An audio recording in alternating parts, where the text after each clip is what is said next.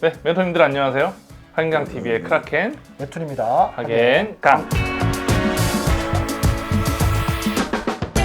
요즘 세상이 좋아져서 이 학원을 관리하는 프로그램들이 많아졌다고 들었어요. 오늘은 학원 관리 프로그램에 대해서 소개를 좀 해주세요. 학원 관리를 하는 프로그램 출석이라던가 아니면 버스가 뭐 어디까지 갔다 이런 것들을 표현해 주는 데는 에듀 오케이라는 형태의 솔루션이라던가 아니면 통통통 유명하거든요. 이런 것들이 있고요. 그리고 학습 관리에 대한 솔루션 같은 경우는 뭐 매스플랫, 제가 수학 선생이다 보니까 매스올릭 아니면 뭐 닥터매스 같은 다양한 형태의 솔루션들이 있습니다. 추결 체크는 어떤 식으로 해요? 일단은 예전에는 좀 관리하는 이미지를 주기 위해서 아이들이 학원에 오면 정말 그 투지 시대 때 일일이 누구 들어왔습니다를 문자로 보내줬었어요. 수업 중에 애가 들어오면 수업하다가 중간에 늦었다라는 문자까지 보내야 되는 그런 불상사들이 있었는데, 지금은 뭐 지문 등록이라던가 아니면 카드 형태로 지문 찍으면 추석하였습니다가 그냥 알아서 자동으로 진행이 되고요. 뭐 지각을 하면 지각했다라는 것까지도 어머님들한테 자동으로 문자가 발송되기 때문에 사실은 선생님이 해야 되는 일들이 줄은 거죠. 수업에 좀 더 집중할 수 있다. 그렇겠네요. 그 수업 시간에 그것만 하는데 시간이 많이 가겠네요. 그렇죠. 예. 그럼 수납 관리 프로그램 뭐예요? 어떤 학원들 같은 경우는 뭐 매월 1일 또는 뭐 매월 말일이 학생의 수납일입니다, 수강료 납입일입니다 이렇게 정해져 있는 경우들이 있는데, 그게 아닌 경우라고 하면 사실 맨 처음에 등록한 날로부터 매달 그 날짜가 되면 수납한 날짜들이 또 정해지는 학원들이 있거든요. 학생별로 하려면 엄청 까다로울 텐데. 그렇죠. 그러니까 애들이 이제 누가 수강료가 들어왔는지 아니면 아직 안 들어와서 이제 뭐 통보 문자를 드려야 된다든지 이런 것들을 예전에는 일일이 매번 이렇게 그 가계 같은 걸 보면서 연락을 드렸었는데, 지금 같은 경우는 아이들의 그 정보를 입력을 해두면 날짜가 딱 되면, 심지어는 날짜 며칠 전에 몇 월 며칠은 누구누구 학생의 수납일입니다, 체크해 확인 부탁드립니다. 그럼 문자가 가고요.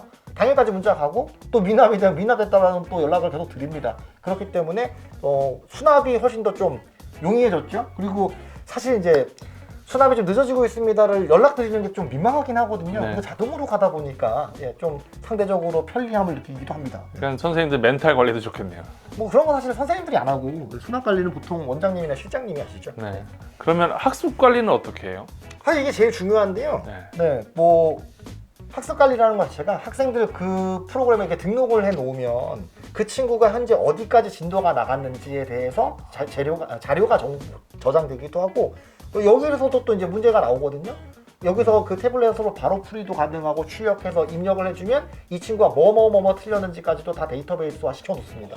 그럼 이제 필요할 때마다 오답 문제를 만들어 주기도 하고요. 그리고 시중 교재로 이 친구가 딴 데서 문제 풀었던 것들도 오답을 입력하면 거기에 맞는 유사 문제를 또 출력해 주기도 하고, 문제 응용으로서의 기능도 충실하게 합니다.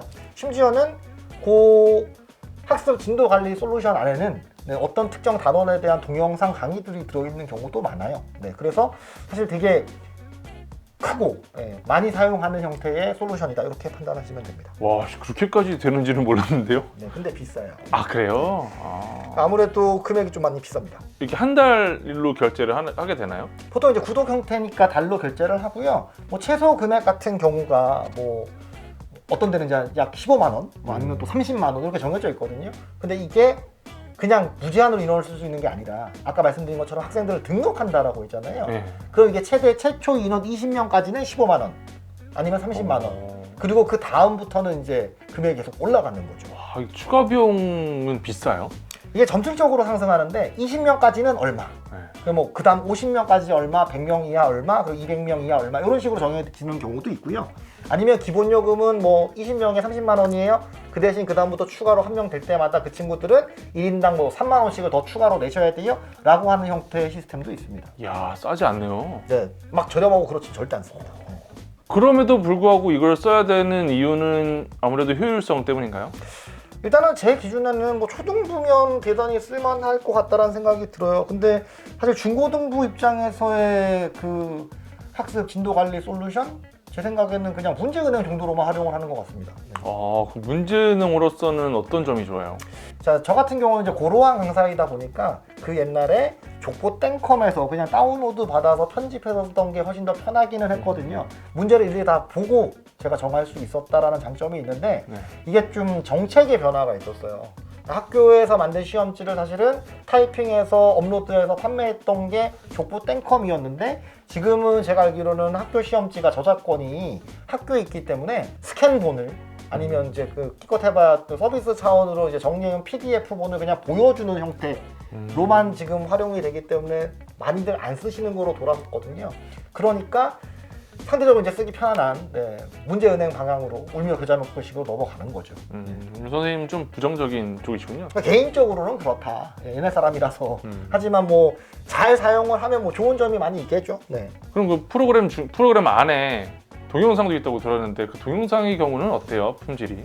뭐 아무래도 저는 이제 강의는 대면을 해서 오프라인으로 강의를 하는 게 가장 실효성 있다. 같이 숨소리 들어가면서라는 주의다 보니까 뭐 퍽 되게 좋다라고 말씀드릴 수는 없지 않을까 이런 생각이 드네요. 아무래도 오프라인 강의가 좀 더 그렇죠. 또 효율적이다. 네. 네. 그럼 그 영상은 전에 말씀하셨던 그 하이브리드형 강의 거기에 해당되는 그 영상인 거예요? 그렇죠. 이제 시스템을 잘 쓰면. 근데 사실 모든 선생님들이 다 강의력이 그렇게 우수한 건 아니기 때문에 뭐 강의에 그렇게 크게 자신은 없고 나는 관리를 정말 잘할 수 있다 라고 하시는 분들이 진도용으로 활용하기에는 그만큼 장점이 있다라고 생각이 듭니다. 원장도 해보셨고 강사도 해보셨으니까 그러면 이런 프로그램들에 대해서 뭐 강점이나 약점 아니면 뭐 좀 개선됐으면 했던 점이 있으신가요? 일단은 강점은 아까 말씀드린 것처럼 학생들 개개인에 대한 관리, 오답 관리 같은 게 데이터베이스가 되는 건 강점이다. 약점은 비싸다. 그리고 실제로 거기 나오는 그 서비스 중에 뭐 사실 강의까지는 사실 이게 뭐 초등부 강의면 뭐 그럴 수 있는데 중학교, 고등학교의 강의까지는 사실 그렇게 퀄리티가 높다라고 평가할 수 있는가? 제가 그 강사들을 비하는 게 아니고요. 네. 아무래도 강사들 오프라인으로 대면 쪽으로 수업하는 걸 좋아하다 보니까 그런 내용들이 있다. 앞으로 좀 더 발전하는 방향이라면 사실은 제가 그걸 할 건 아니기 때문에 생각해 본 적이 없습니다. 알겠습니다. 네, 오늘은 이렇게 소개만 시켜드린 거니까 필요한 게 있다 싶으면 인터넷으로 잘 찾아보시고 적용하셨으면 좋겠습니다. 다음에 다른 주제로 찾아뵙겠습니다. 감사합니다.